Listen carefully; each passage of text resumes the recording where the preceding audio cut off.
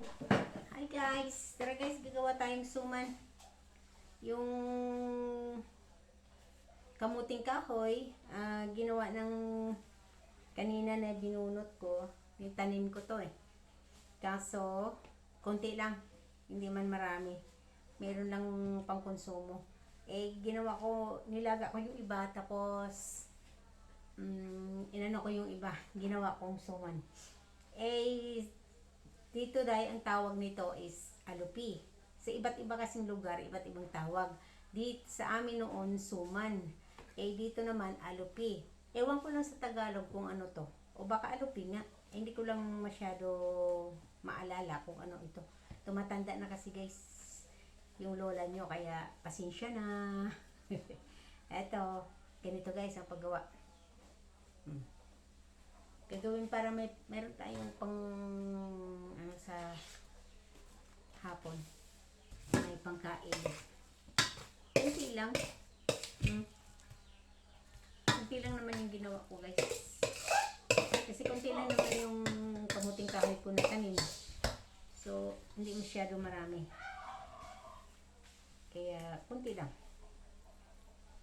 Makakatikim lang ng alupi, okay na.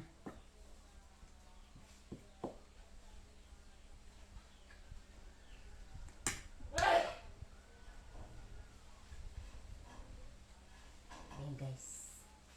Nagtatakip yan guys. Oh. Para hindi siya daw, sabi ni mama noon, para hindi daw babasa.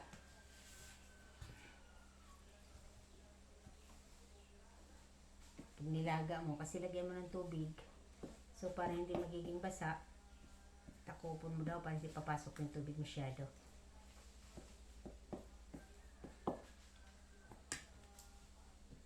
Tagal na din ako nakagawa nito guys.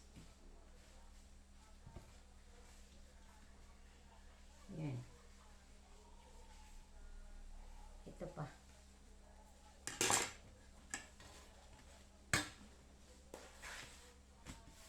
Anuhin mo muna sa apo yung dahon para pag once na ano mo, hindi siya masisira.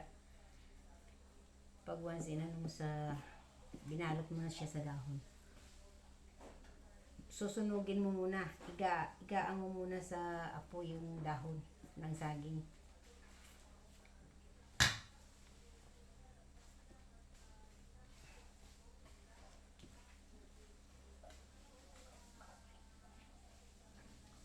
Yan. Masyadong init ah.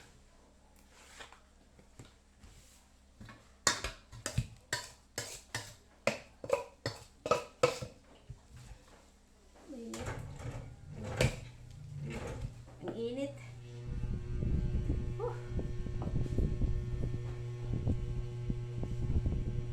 Mainit na gumagawa sa loob ng bahay. Kaya minsan sa labas ako gumagawa ng kung ano